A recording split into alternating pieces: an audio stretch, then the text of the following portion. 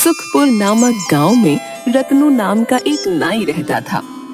वो गांव का बहुत पुराना नाई था और सभी लोग बाल कटवाने के लिए उसके पास ही आते थे। रत्नू का एक बेटा जग्गू था, जिसे अपने साथ काम पर लगाने के लिए दिन रात उससे मिन्नतें करता था। अरे बेटा, अब मैं बूढ़ा हो रहा हूँ, तुम्हें अब मेरा काम संभाल लेना चाहिए। तुम्हें कितनी बार समझाया है, एक नाई का बेटा नाई ही बनता है, राजा नहीं बन सकता। परंतु तुम्हारे भेजे में तो कोई बात ही नहीं जाती है। तुम मेरे साथ काम सीखना शुरू करोगे तभी तो दुकान संभाल पाओगे। नहीं नहीं, मुझे ये नाई का काम नहीं करना। मुझे ये काम बिल्कुल भी पसंद नहीं। अच्छा, एक नाई के बेटे होकर तुम ये सब बातें कर रहे हो। तुम्हें ये काम नहीं पसंद।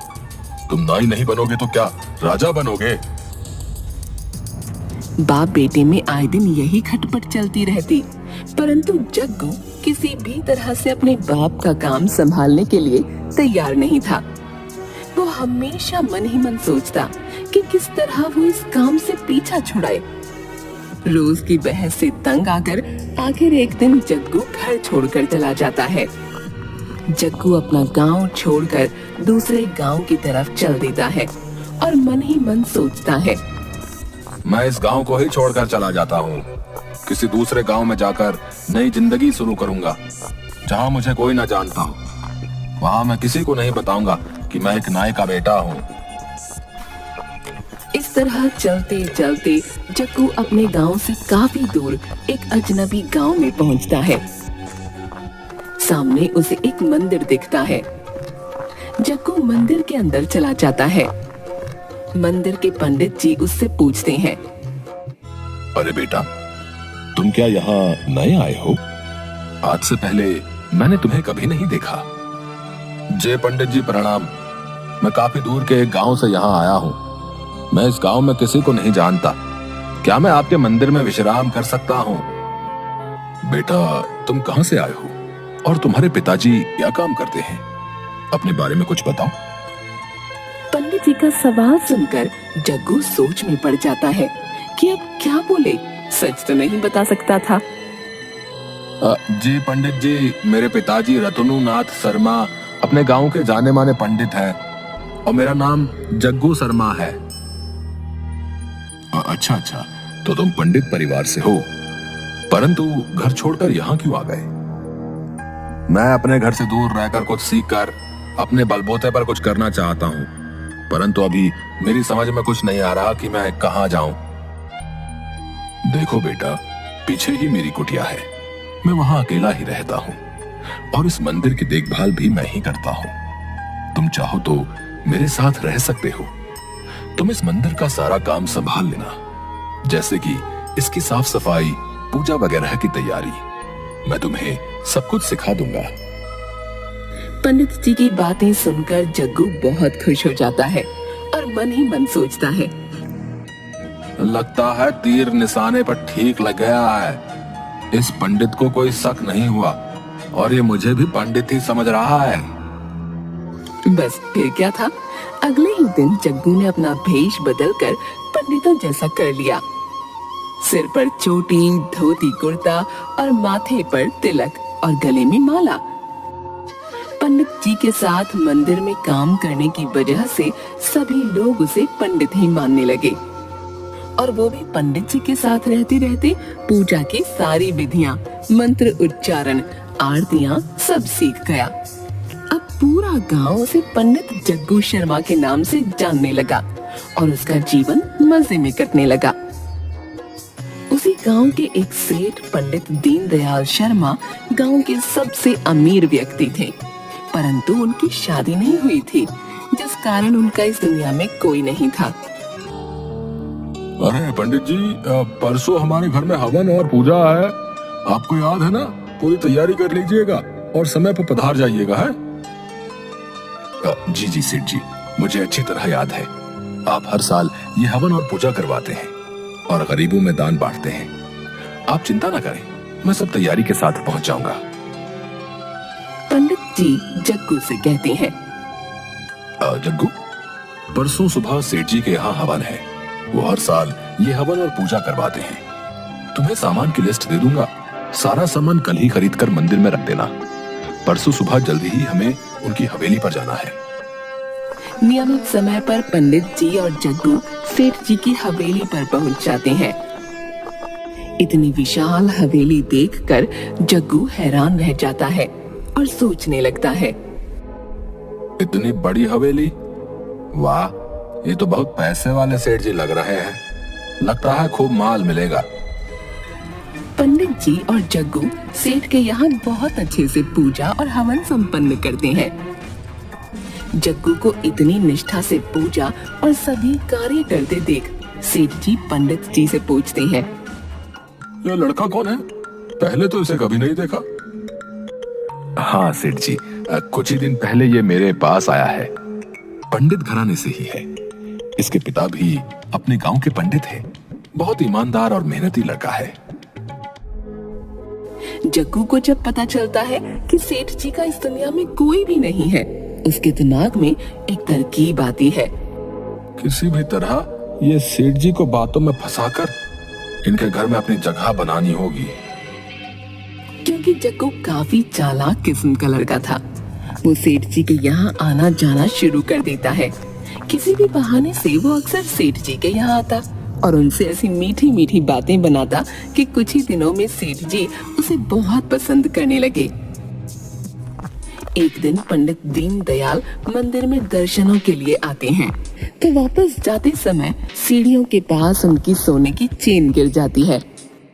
उस पर जग्गू की नजर पड़ती है तो उसके मन में लालच आ जाता है, परंतु दूसरे ही पल में सोचता है, यदि ये सोने की चेन मैंने सेठ जी को लौटा दी तो उनके मन में मेरे प्रति विश्वास और जाग जाएगा। यह अच्छा मौका है दिल में अपनी जगह बनाने का। बस यही सोचकर वो तुरंत चेन उठाकर सेठ जी को सौंप देता है। अरे रुकिए सेठ जी, ये देखिए आपकी सोने की चेन यहाँ गिर गई है। अरे सच में ये तो मेरी ही है। मुझे पता ही नहीं चला ये कब गिर गई। भाई तुम बहुत ईमानदार लड़के हो, वरना कोई और होता तो इतनी महंगी चेन कभी वापस नहीं करता। कुछ दिनों के बाद जग्गू मन ही मन एक प्लान बनाता है और एक व्यक्ति को 500 रुपए देकर कहता है, देखो तुम्हें मेरा एक छोटा सा काम करना है। पंडित दीनदयाल रोजाना सुबह मंदिर आते हैं। उस समय उनके साथ कोई नहीं होता, तो जब वो मंदिर से निकले थोड़ी दूर जाने पर उन्हें रास्ते में रोककर उनसे उनका बटुआ छीन लेना। तभी मैं वहां आ जाऊंगा और तुमसे लड़ने लग जाऊंगा। तुम मुझे नकली मुक्के और लात मारना, बदले में मैं भी तुम्हें मारूंगा और तुम वहां से भाग जाना। अगले दिन पंडित दीनदयाल जब मंदिर से निकलते हैं, तय समय के अनुसार वो गुंडा वहां आता है और वही करता है जो जग्गू ने कहा।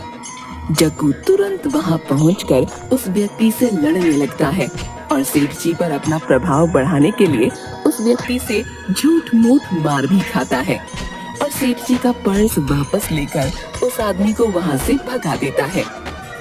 बस इस घटना के बाद तो सेठ जी के मन में जग्गू के प्रति बहुत प्यार और विश्वास जाग जाता है और वे उसे पसंद करने लगते हैं। अगर आज ये लड़का ना होता तो न जाने क्या होता। भला हो इसका। पंडित दीनदयाल शर्मा एक दिन मंदिर के पंडित जी को अपने पास बुलाते हैं और उनसे कहते हैं, देखिए पंडित जी, मैं आपसे एक बात कहना चाहता हूँ। मुझे ये लड़का जग्गू बहुत ही पसंद है।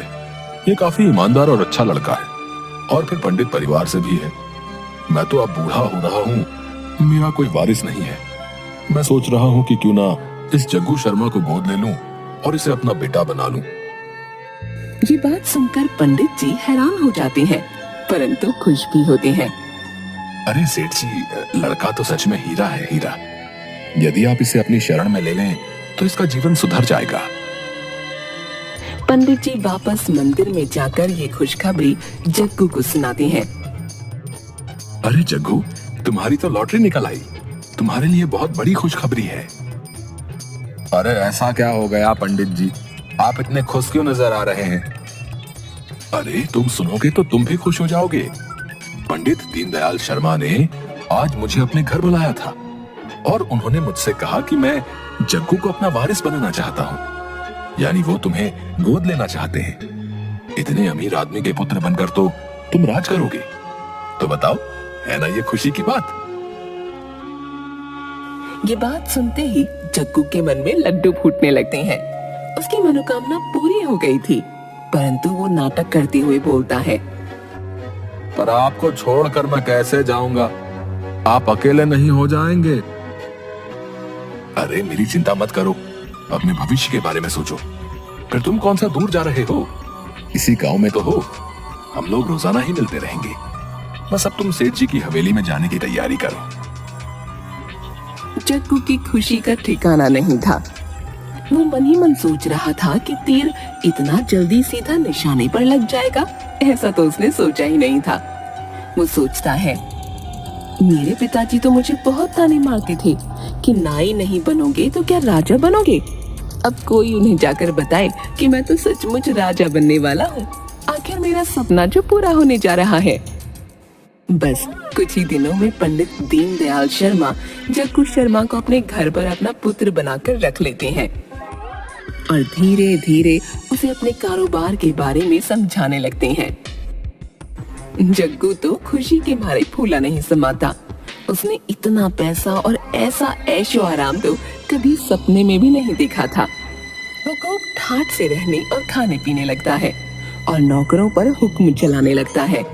वो सेठ जी के काम में कोई दिलचस्पी नहीं दिखाता और सारा दिन नौकरों पर हुक्म चलाता, खाता पीता और आराम करता। जग्गू की जिंदगी बहुत ऐशो आराम से गुजरने लगी।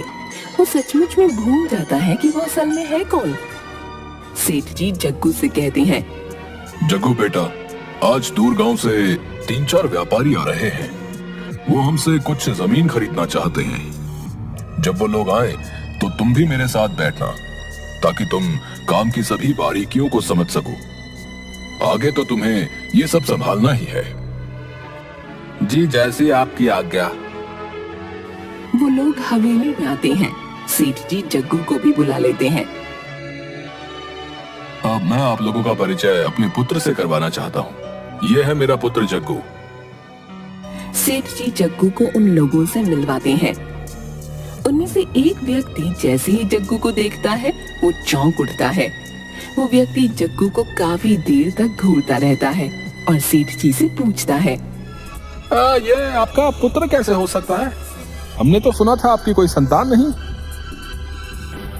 आपने ठीक सुना था, मैंने इसे गोद लिया है। इस पर व्यक्ति बोलता है, आप तो घराने के पंडित हैं, आपने एक नाई के लड़के को गोद कैसे ले लिया? सेठ जी सुनते ही गुस्से से लाल पीले हो जाते हैं। अब नाई का लड़का? अब ये क्या बकवास कर रहे हो? ये तो पंडित घराने से है। चाहो तो गांव के पंडित से पूछवा सकता हूँ। इस पर व्यक्ति बोलता है, मैं इसे पहचान गया हूँ। ये मेरे ही गांव के नाई रत्नों का इकलौता बेटा जग्गू है, जो कि अपने बूढ़े बाप को इस उम्र में अकेला छोड़कर यहाँ मजे कर रहा है। ऐसी बातें सुनकर जग्गू के पैरों तले जमीन खिसक जाती है। वो डर जाता है कि अब तो उसकी पोल खुल गई है। जग्गू ये नहीं जानता था कि झूठ की उम्र ज्यादा नहीं होती। वो एक ना एक दिन सबके सामने आ ही जाता है। जग्गू घबराकर सेठ जी से माफी मांगने लगता है। अब सेठ जी, मुझे माफ कर दीजिए, मैंने आपसे झूठ बोला था। यह व्यक्ति बिल्कुल सच बोल रहा है। मैं एक नाई का ही बेटा हूँ। मंदिर में पंडित जी के पास रहने के लिए मैंने ये झूठ बोला था कि मैं पंडित घराने से हूँ। ऐसी बातें सुनकर सेठ जी को बहुत गुस्सा आता है। अपने नौकरों से कहकर सेठ जी जग्गू को धक्के मरवाकर घर से बाहर निकाल देते हैं। उसका इतना बड़ा झूठ पकड़े जाने पर गांव के सभी लोग उसे उस गांव से धक्के मार मार कर बाहर निकाल देते हैं। आखिर सब जगह से धक्के और गालियां खाने के बाद जग्गू अपने पिता के पास वापस गांव में जाता है।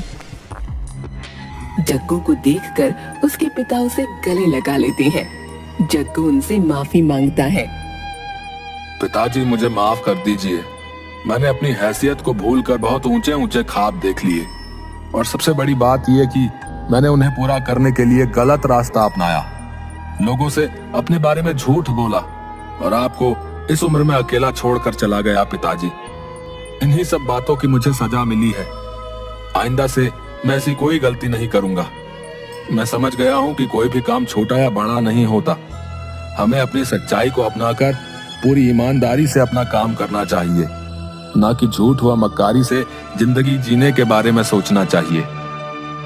जग्गू की बातें सुनकर उसके पिता कहते हैं, यदि सुबह का भूला शाम को घर आ जाए तो उसे भूला नहीं कहते। तुम्हें अपनी गलती का एहसास हो गया और तुम लौटकर मेरे पास आ गए।